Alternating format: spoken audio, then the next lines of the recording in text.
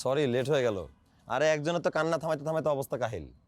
দুর্জয়, ওর প্রেমিকাও আসে নাই, ওর বেচারার বিয়েও হয় নাই। সিরিয়াসলি? কান্দতেছে বসে, পরে বাসায় ম্যানেজ করে রাখলাম, কান্না থামছে, তারপর আসলাম। আহারে, এই যে তোমার জন্য এসেছি। তো সুইট কেন তুমি? টেস্ট করো। করছি। তোমার কালকে কোনো ইমার্জেন্সি কাজ আছে সেটা আগে বলো। তুমি বললে কোনো কাজ নেই। সত্যি? সিরিয়াসলি আমার কোনো কাজ নেই। আচ্ছা, তোমার একটা পরিচিত ড্রাইভার আছে না, ওই যে হামিদ ভাই, যাকে কল করলেই চলে আসে, ওনাকে একটু কালকে আসতে বলতে হবে। কোথায় যাবা?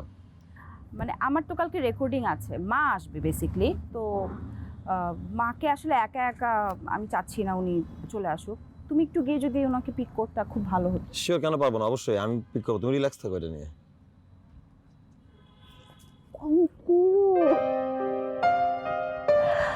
ঠিক আছে তুমি?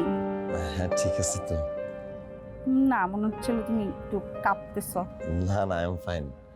ওকে, হ্যাঁ। তাহলে আমরা এখন পিৎজা টেস্ট করি, চলো। না না, আমি তো খেয়ে আসছি, আমি তোমার জন্য জাস্ট নিয়ে আসছিলাম। ওকে, তাহলে এটা আমি ডিনারে খাবো। Sure. Thank you. Welcome. Bye, good night. Bye, good night.